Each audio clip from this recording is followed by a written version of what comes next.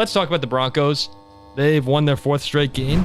Ripped the heart out of Vikings fans last night. 21-20 win. A game where the Vikings really controlled most of the game.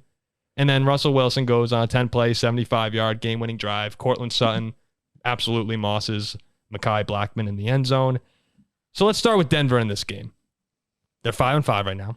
4 straight wins. 10th place in a crowded AFC, but only a game behind, right on your heels, of the Steelers and the Texans. They're better than us. Right on the heels of the Steelers and Texans for a wild card spot. And I'm going to try and be objective here because I'm still pretty pissed off about last night. And for all the Denver fans, I don't want people saying, oh, he's just salty. I'm going to try and tell you the way I see it with the Broncos right now. And you guys tell me if I'm being fair. I think Sean Payton has done a really good job turning an embarrassment of a franchise into a legitimate playoff contender at the moment. You have to call them that. The defense getting absolutely housed early in the season. We were making fun of them. I mean, Zach, you guys put literally 70 on them. That's insane. And then most importantly, Russell Wilson has looked pretty good during this stretch here. You're starting to see him move around with his legs again. He's having those off-script Seattle Seahawks Russell Wilson-esque plays. And guys like Cortland Sutton and Javonte Williams, who a lot of us have been writing off now throughout most of the season, are looking pretty good at the moment. Cortland Sutton's had back-to-back games. I think he even had a touchdown in that Packer game to start this streak. They look like an offense that is capable, despite still having struggles here or there. But here's my ultimate takeaway on Denver. I think that this has gone from a really bad team to an average team that's just playing well right now and having breaks go their way. Their turnover ratio is 13-2 over the past 4 weeks. Chiefs turned it over 5 times. Bills 4, Vikings 3. I don't see that continuing. So I don't want to take away from the improved play because it's a great turnaround, a remarkable turnaround from where they were. But this to me is an 8-9 or 9-8 team that is having everything go right at this moment. And maybe it lasts the whole season. Like you could have this carry into the playoffs, but I view them as a team that's getting a little lucky combined with better play. Yeah, I was going to bring up the same stat, was the turnovers against the 3 teams that they've beaten recently, the Chiefs, the Bills, and the Vikings. The Chiefs with 5 turnovers you never really see. The Bills with 4 and probably still should have lost that game.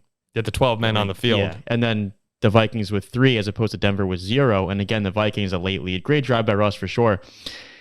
It's super impressive that they were 0-3, losing by 50 points, dead to rights, and then getting murdered by the Bears, and they came back and won the game in the end. Like, they could have been 0-4. We were talking about them being the worst team in the league. Now they're sitting here at 500 with some impressive wins, and a team that very well could end up as the number 7 seed. But I do agree with you.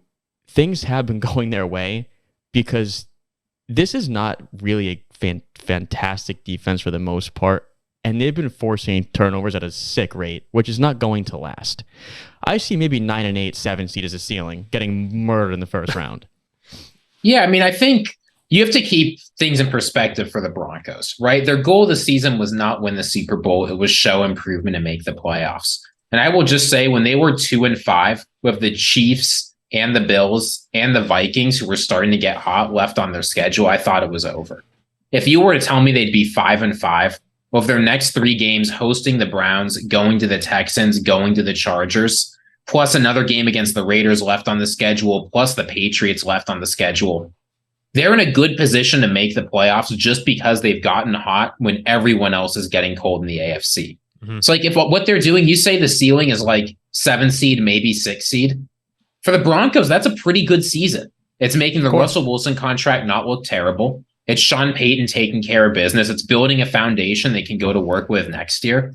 So things are looking up for the Broncos in the sense that this season, after looking like it might be a complete failure, has a chance to become exactly what they were hoping for at the start of the season. And look, it's so easy to pack it in when they're 1-5. They were 1-5. When you're 0-3, lose by 50 points, then you're 1-5. You have AFC contenders coming up on your schedule. And we just talked about the defense, how it's been good after that 50-point blowout. But now, yesterday, what I was impressed to see was you're down by 5 points late, and it's Russell Wilson in the offense getting down the field, 90 yards to win the game. I mean, look, also, anyone Any Vikings fan, you guys are watching the game with me. I told you exactly what was going to happen. You know. Literally exact. And Ziggy, we were talking too. It was okay. Russell Wilson against the Vikings. Yeah, he'll get the ball. There'll be some ridiculous fluke play, and they'll wind up winning on some miraculous touchdown. And basically went verbatim exactly what happened. Hey Ziggy, you're Sean Payton, coach of the year prediction. Not looking all too shabby at the moment. But think about that. Like when a couple weeks ago, you have national media people saying they might have to get out of Russell Wilson and Sean Payton, that this is just a complete embarrassment. And now here you are 5-5, and you have reason to be excited.